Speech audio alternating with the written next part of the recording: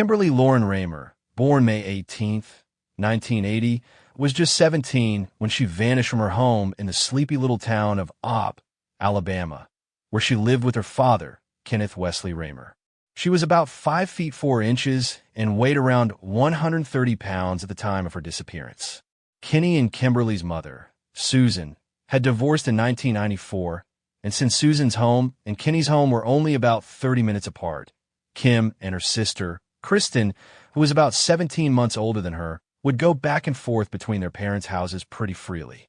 According to her mother, Sue, Kimberly, spelled Kimberly, was given the odd spelling of her name and was somewhat the namesake of her father, Kenny. Even her middle name, Lauren, was spelled in a very unique manner, Lorin, after one of Sue's cousins. This unique spelling fit well for Kimberly's unique personality. Kim was said to have been such an easygoing girl. She had a ton of friends and no real enemies to speak of. She made good grades and was active in the local softball programs. She had dreams of one day going to the University of South Alabama and majoring in physical therapy, a dream that was tragically put on hold after her disappearance. The night of August 15, 1997, was the last time anyone ever laid eyes on Kimberly Raymer. Kenny Raymer had been home for a very short time that night. He and Kim were both getting ready to go out. He was heading to his girlfriend's house, and perhaps out for a drink, while she was going to visit her boyfriend and other friends, including attending a softball game. Although Kimberly was always punctual, and because he wasn't going to be home whenever she was meant to return, Kenny felt the need to remind Kimberly to be home before her 11:30 p.m. curfew. She agreed, and they parted ways, neither knowing that this was the last time he'd ever see his little girl. It's unclear if Kenny ever called that night to ensure Kimberly had made it home. Kimberly wasn't really known for missing her curfew, so it wouldn't have been strange for Kenny to just assume that she was home. Kenny Raymer came home presumably early Saturday morning, August 16th, before a golfing trip and after spending the night at his girlfriend's. Kimberly's car was still in the driveway, and her bedroom door was closed. Assuming she was still asleep, preparing to sell magazines with her friend Deidre that morning, Kenny wrote Kim a note, grabbed his golf clubs, and headed for the green. According to Kimberly's best friend, Deidre, she had stopped by the house that morning to pick Kim up, as they were supposed to go sell magazines. Deidre claims that she knocked and knocked and knocked and checked the windows, but no one ever answered the door. Deidre said that the door used to go in and out of the house, under the carport, looked like it had been pushed open. Deidre claims that at the time, she knew something was wrong because it had, in her words, looked like someone had tried to break into the house. It's unclear if Deidre ever made an attempt to go to the police or Kimberly's parents with her concerns at this early stage. Kimberly's mom, Sue, and her boyfriend or husband at the time, along with Kim's sister, Kristen, were said to be fishing all day Saturday in the Bay Area, which is about 30 minutes from Defuniak Springs, Florida, where Susan lived. According to Sue, they left somewhere between 7 o'clock and 8 o'clock Saturday morning and were gone until 1 o'clock or 2 a.m. early Sunday morning. When she got home, Sue realized she had missed a call from Kenny. He did leave a message, but since it didn't sound particularly urgent, and after trying to call back and getting no answer, she decided that it was no big deal and just went to bed. Sunday morning, August 17th, Kenny called again. This time, Sue answered. Kenny asked her if Kimberly was at her house, and she said no. He told her that he hadn't seen their daughter since late Friday night, and her car was still in the driveway. Sue, obviously worried, hopped in her car and rushed over to Kenny's house. When she got there, all of Kimberly's friends were already there.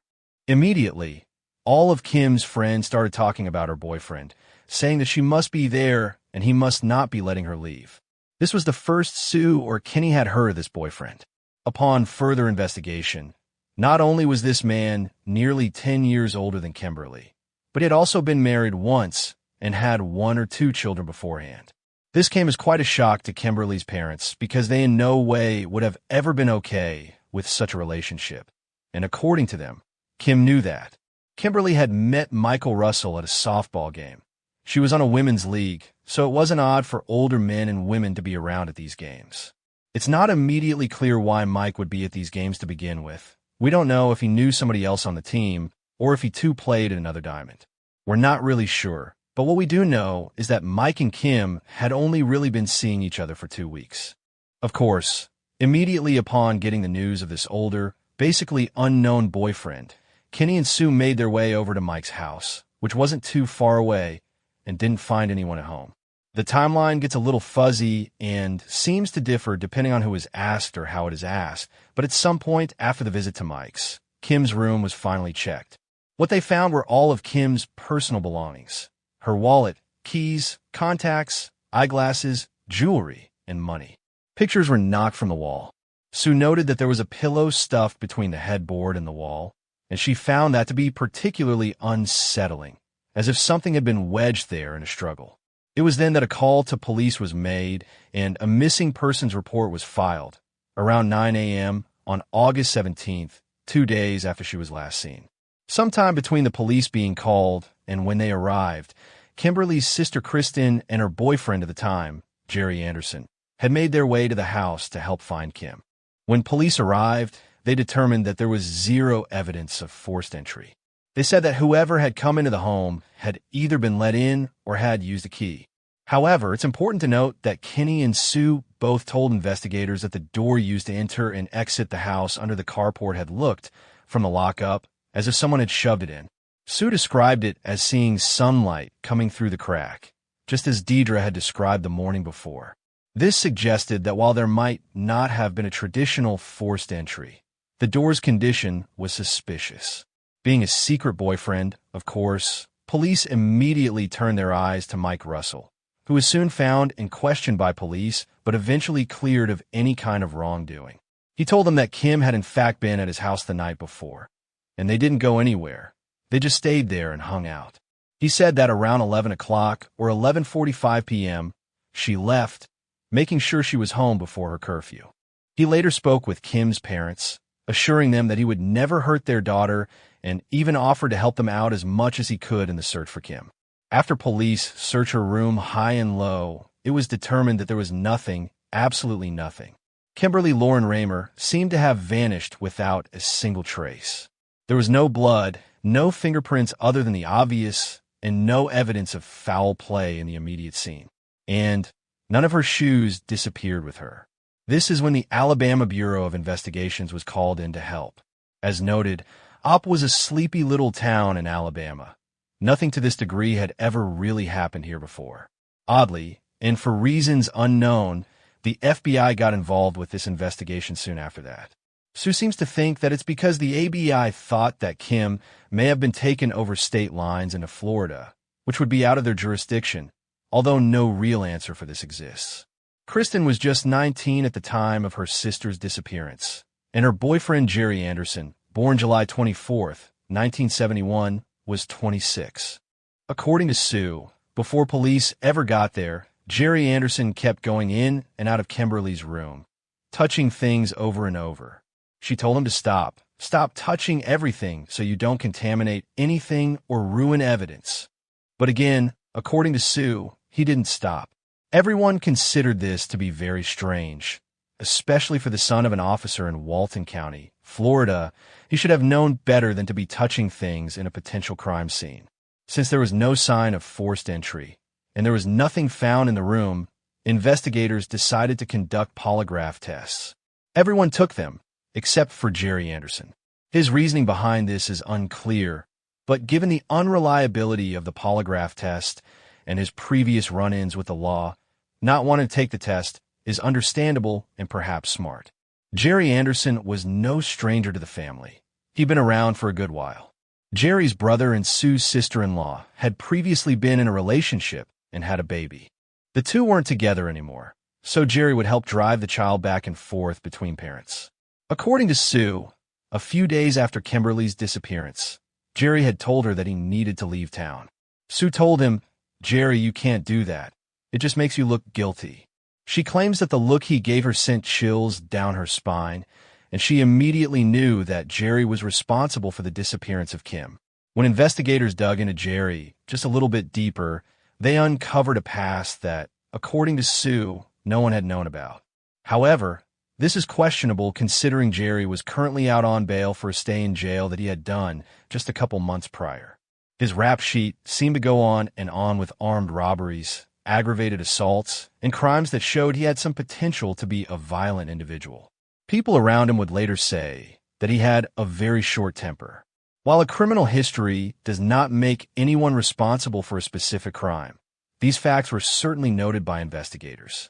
Something else that investigators found to be interesting were the phone records from Kenny's house that night. Early Saturday morning, around 5:20 a.m., there were 3 phone calls made from Kenny's house. The strangest thing about these numbers was that they didn't seem to go anywhere. They didn't have a destination. They didn't belong to anyone. They didn't go to a house. They went nowhere. They all had the same area codes, but all the numbers were different. Sue remembers one of the numbers being 850, like all the others, but 9560000. The area code that these phone numbers were trying to reach was about 15 minutes from where Sue lived. Crucially, someone who was confirmed to be in that area that night was none other than Jerry Anderson. And that is when the investigators decided they had named their very first suspect. Initially, Jerry and his friends had told investigators that he had been at a party that Friday night, but later his friends, one by one, started to change their stories. Now, they were telling investigators that they had only really seen him until about 2 a.m., making his whereabouts unknown between 2 a.m. and 7 o'clock or 8 o'clock a.m. Saturday morning, when Sue and Kristen had seen him. Investigators did question Jerry about this new information, but no answer for this has ever really been released. All that was clear was that they didn't have enough evidence to accuse Jerry formally of Kim's disappearance. A good while after Kimberly's disappearance, a former friend of Jerry's stepped forward with a new story about what happened in the early morning hours of Saturday, August 16, 1997. According to this source, Jerry Anderson had turned back up at the party he had been at hours before, around 6 o'clock or 6:30 a.m., asking friends to help him dump a truck he had borrowed. It's important to note here that although it isn't clear, it has been rumored that Jerry had stolen the truck from his either employer or previous employer at the time. Regardless, the source claims Jerry was in a very clear state of panic when he showed back up. This source did follow him to a parking lot where he dumped the allegedly stolen vehicle and then returned to his car that he shared with Kristen. Authorities did run forensics on the truck, but nothing significant has ever been found. 9 months after Kimberly's disappearance, on her 18th birthday, investigators searched a rural Walton County lake, acting on 2 tips that her body had been dumped there. The search lasted 3 days and turned up no clues relating to Kimberly's case. In 2001, a nonprofit group in Texas searched Baptism Hole with cadaver dogs and got several hits. They dug up an engine block with a rope tied to it, but had to leave the site before they could excavate it completely. The next day, the FBI brought in its own dogs, and the animals gave no indication of smelling human remains, so there were no more searches conducted in that area. In September 2006, investigators searched a sinkhole near Ponce de Leon, Florida, for Kimberly's remains after receiving an anonymous tip directing them to that location. The search turned up no evidence. It's been 22 years since Kimberly Lauren Raymer went missing, and we are no closer to solving her disappearance today than we were then. Someone, somewhere, knows what happened to Kim, and it just takes one person stepping forward to bring her home to her family. Her father, Kenny, sadly passed away on January 4th, 2010, leaving the world never knowing what happened to his little girl. The information in this case seems to be very common, with not a lot of new information ever emerging, which is unfortunate as it can make the case feel stale, though it undoubtedly doesn't feel that way to her mother or family. There were 3 different entities involved in the investigation: the FBI, the ABI, and Op Police, and none of them have been able to come up with any definitive answers. While Sue is strongly convinced it was Jerry, which some feel might complicate the search by potentially narrowing the focus, there simply isn't enough concrete evidence to charge him. The polygraph test, which Jerry declined, is unreliable and often inadmissible in court, so his refusal could be seen as a smart legal move, regardless of guilt or innocence. It was also noted that Kimberly's father took the polygraph test 3 times and failed once, highlighting the test's fallibility, especially under stress. Jerry's past history of trouble and his family connections to law enforcement make his actions and the perceptions surrounding him complex. The phone calls made from Kinney's house at 5:20 a.m. are another perplexing detail. 3 calls to numbers that seemingly went nowhere, with unusual numerical patterns. While Jerry was confirmed to be in the area, there's no direct link established. Another theory suggests that someone Kimberly knew entered the house, perhaps under the pretense of needing to use the phone, dialed random numbers to create a false trail, and then attacked her. There's also the anecdotal report of a neighbor across the street who allegedly stared at Kinney's house often and who moved out the day after Kim went missing. A strange coincidence, if nothing more. Many early leads from concerned citizens were reportedly dismissed or not fully followed up on by the police, possibly due to their intense focus on Jerry Anderson. This tunnel vision might have blinded them to other possibilities. Forensic analysis on the allegedly stolen truck Jerry dumped yielded nothing significant, no DNA or hairs. Despite the passage of time, the case remains active. There are groups, like the one run by Natasha Cooper on Facebook, the disappearance of Kimberly Raymer, who tirelessly work to keep the case alive, making calls, finding case files, and advocating for answers. Sadly, there has been some friction between these independent groups and family-run efforts, which is unfortunate when the common goal is to find Kimberly. Kimberly's sister Kristen has remained largely silent over the years.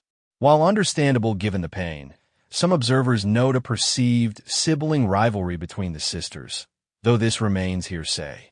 The case of Kimberly Raymer is a messy, frustrating puzzle with countless unanswered questions.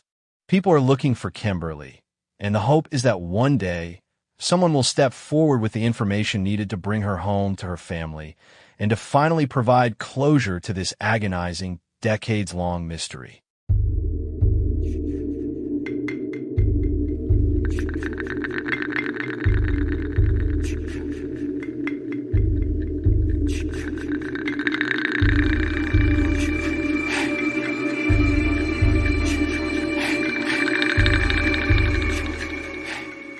Hey, this is Tony from the Cold Case Project, where we focus on unsolved cases across the United States. Our mission is to bring attention to these unresolved mysteries that need your help. All the information we cover in these cases is readily available on the internet, but we rewrite and repurpose it for the purpose of these videos. Our goal is to spread the word about the thousands of unsolved cold cases still out there. Thank you for watching. If you want to help shed light on these cases, make sure to like and subscribe for more content. Your support can make a difference.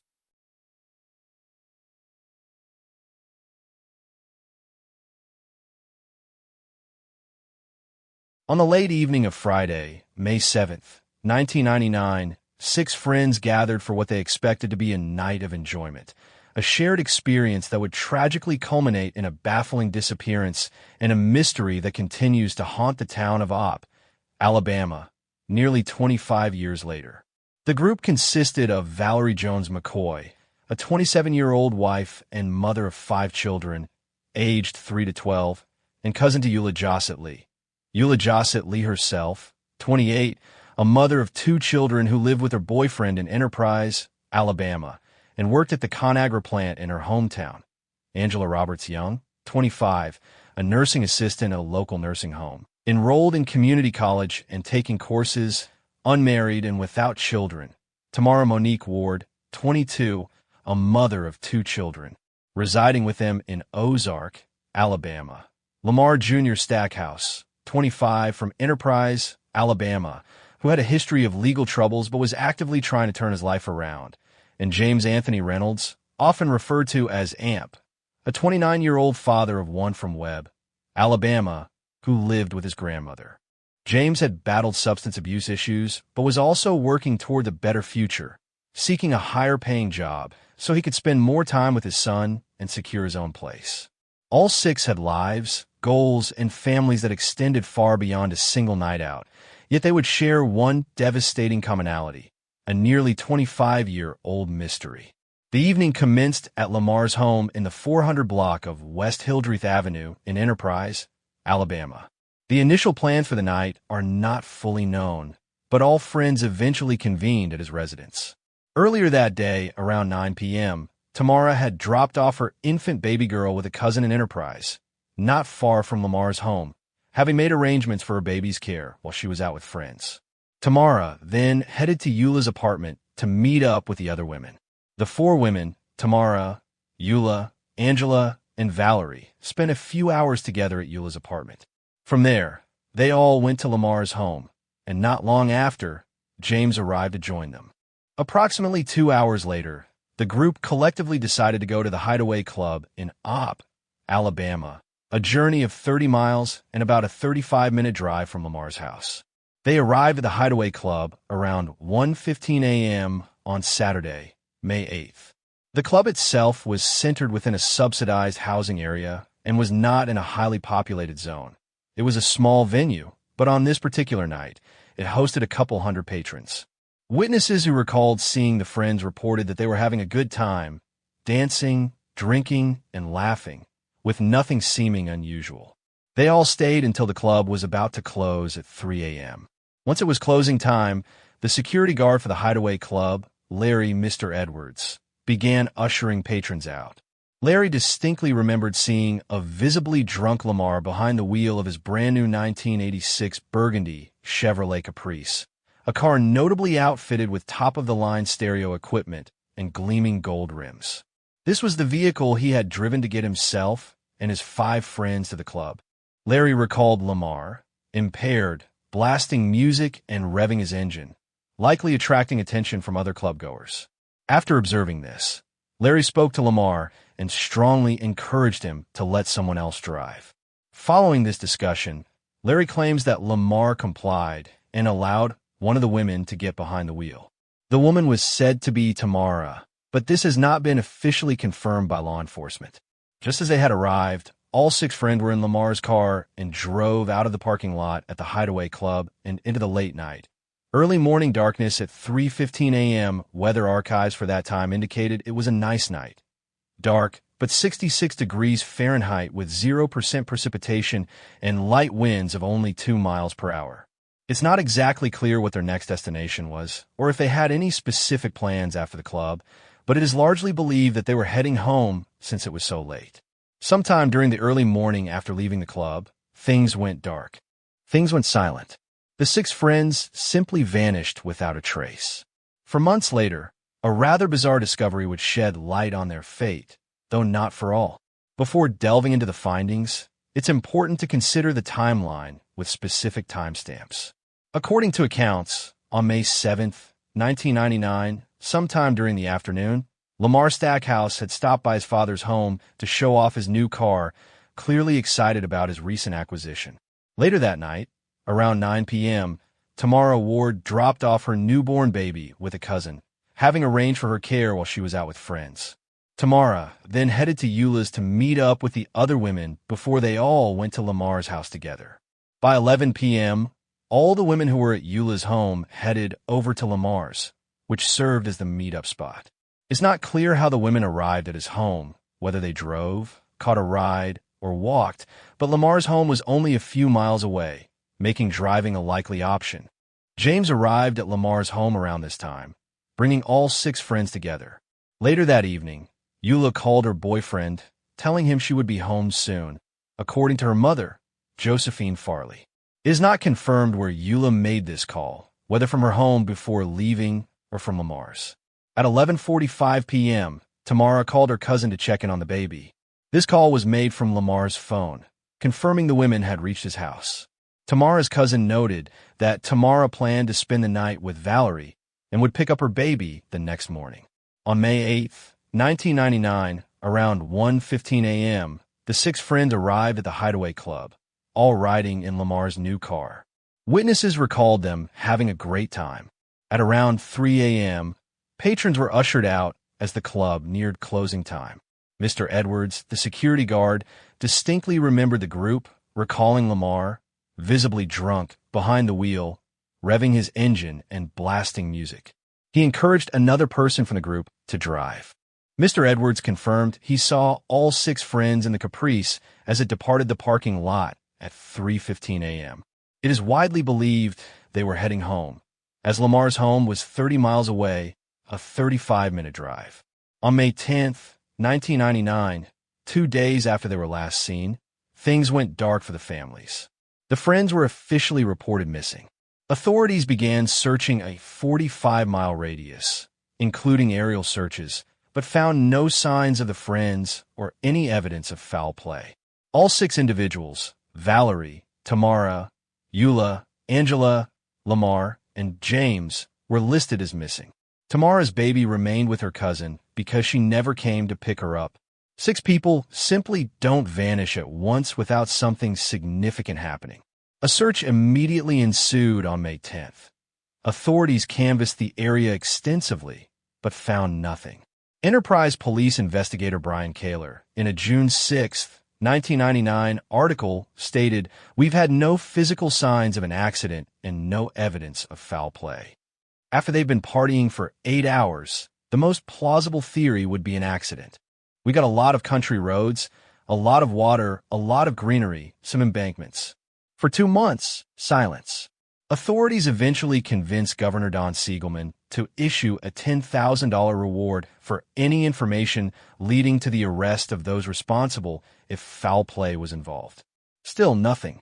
Then on September 29, 1999, over 4 months after the group disappeared, Lamar's Caprice was discovered submerged upside down in the Pea River, which borders Barber and Pike counties, and Snakes and Coffee in Geneva counties. The Pea River, 154 miles long, is a common destination for small boats, canoes, and fishermen. Lamar's Caprice was found only 8 miles from Op, where they had left the Hideaway Club, and about 50 feet away from Ballard Bridge. The vehicle was found only 15 minutes away from the Hideaway Club. Oddly, the area had been searched twice before, but nothing was found. The water where the vehicle was found was typically 20 feet deep, but that summer was dry, leading to a remarkably decreased water level of 9 to 10 feet, which no longer concealed the submerged vehicle. There was damage to the vehicle, suggesting a single-car accident. Investigators theorized that the friends were driving, somehow missed a curve just before the Ballard Bridge, which sent the vehicle off an embankment and into the Pea River. After submerging, the vehicle supposedly trapped the friends, making them unable to exit. Divers made multiple attempts to recover any remains that were not inside the vehicle. On October 27th, the grim reality became clear. Out of the 6 who left the club on May 8th, only 5 sets of remains were found, identifying all of the friends except one, James Anthony Reynolds. So where is James? Why were there no human remains of his in or near the vehicle if he was said to have left with them? James is the 6th assumed victim in the accident, but he is missing. Authorities searched for months, but nothing turned up except a dark jacket believed to be his, though this has not been confirmed.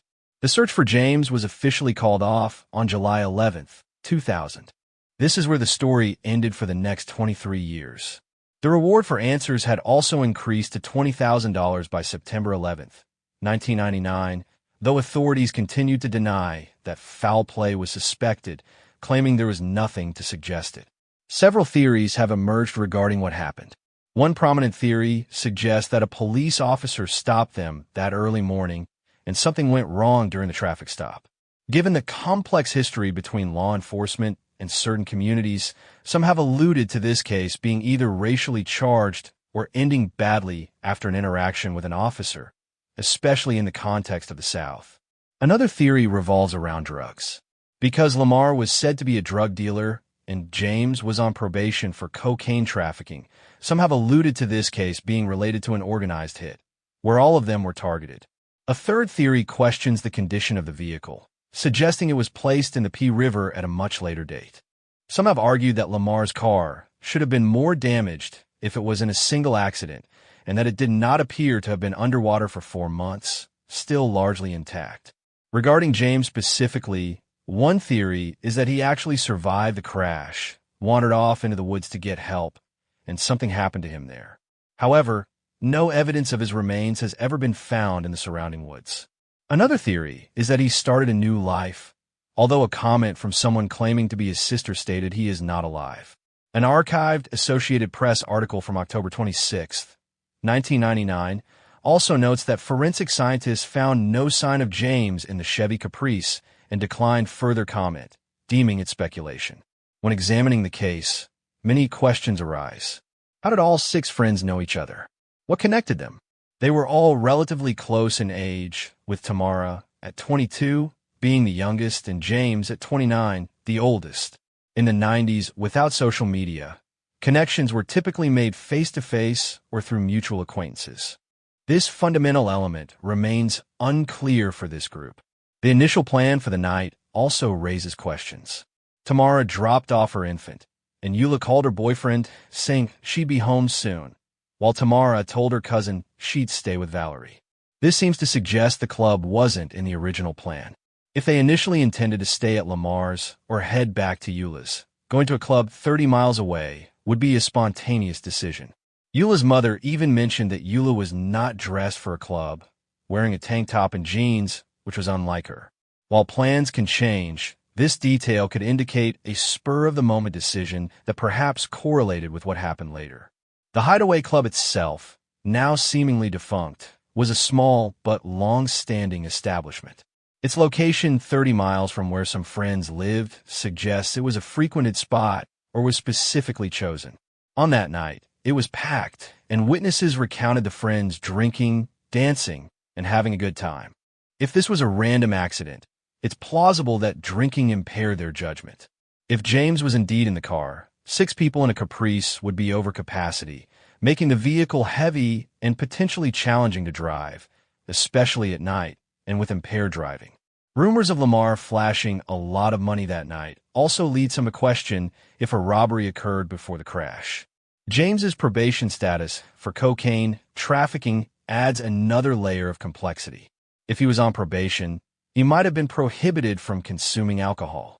If he was drinking at the club, it would have violated his probation conditions. Did he even go to the club, or was he let out of the car before they departed the parking lot? The only evidence is witness testimony, which can be unreliable in a dark, crowded club. If he was in the car, why were his remains not found? The theory that James survived the crash and started a new life, while possible, seems unlikely given the profound circumstances and his stated efforts to improve his life for his son. Why would he abandon everything without contact? Perhaps he was hiding from someone or something. His involvement in drug dealing, and Lamar's, could point to a more sinister scenario, such as a targeted attack or hit. The condition of the vehicle after it was recovered was never extensively publicized beyond having damage consistent with a single-car accident. Locals have commented that the Caprice didn't appear to have been underwater for 4 months, suggesting it might have been placed there later. However, bodies do decompose underwater, and a submerged vehicle would likely float briefly before sinking, trapping occupants. The presence of tire tracks only 4 feet from the river suggests the vehicle did indeed drive off the road at that spot. Ultimately, this case boils down to several critical questions.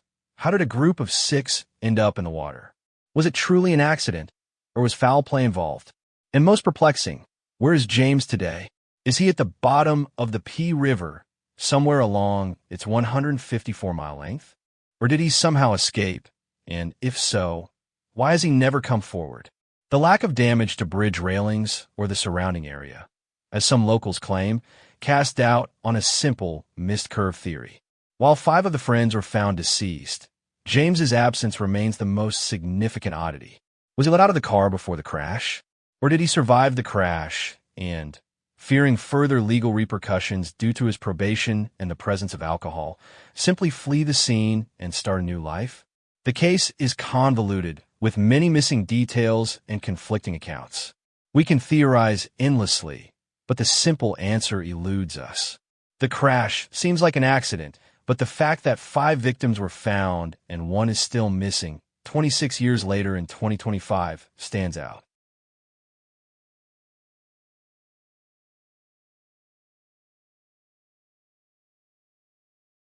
Stephen Pearson was last seen at his residence in Grand Bay, Alabama, on December 27, 2000. His disappearance unfolded against a backdrop of curious and concerning events that began just the day before. On December 26th, the postal carrier in his neighborhood was having difficulty locating an address for a package delivery. Seeing the struggle, Pearson, in an act of neighborly assistance, went to a nearby home to offer help. However, these neighbors were away on vacation. Pearson, intending to be helpful, instructed the postal worker to simply leave the box on the porch of the absent residents. It quickly became clear that this seemingly innocuous package was anything but ordinary. It contained 10 pounds of marijuana, and it had, in fact, been delivered to the wrong address. Its intended recipient was actually someone living further down the street. Recognizing the illegal nature of the package and its misdelivery, Pearson made the responsible decision to call the post office to report the incident. When the police subsequently arrived at the neighbor's home to retrieve the marijuana package, they made a disturbing discovery. A significant amount of the illicit substance was missing from a box. It soon came to light that the neighbors, upon returning from their vacation, had discovered the package and proceeded to sell its contents. Unsurprisingly, they were furious with Pearson for reporting the incident, a fury that they made known to him. Pearson, deeply unnerved by their reaction and the dangerous nature of the situation, confided in his daughter that he was genuinely afraid for his safety. The very next day, December 27th, Pearson himself called the police again, this time to report a burglary at his own home. However, before the officer could arrive at his house to take the report, Stephen Pearson vanished. He has never been seen or heard from again. Several days later, his car was discovered abandoned, parked in the woods near Henderson Camp Road, offering no immediate clues as to his fate. At the time of his disappearance, Pearson had just received a promotion at his job at Ingalls Shipbuilding, indicating a stable and forward-looking life. He left behind a daughter who lived out of state and was recovering from surgery, unable to immediately assist in the search. Stephen Pearson was consistently described as a reliable person of habit, someone who maintained a regular routine and was dependable. It was entirely uncharacteristic of him to leave without any warning or contact, particularly given his daughter's situation. Authorities have not been able to definitively determine whether his disappearance was directly related to the bizarre marijuana delivery incident, the subsequent anger from the neighbors, or the reported burglary at his home. Nevertheless, foul play is strongly suspected in his disappearance. The case remains unsolved.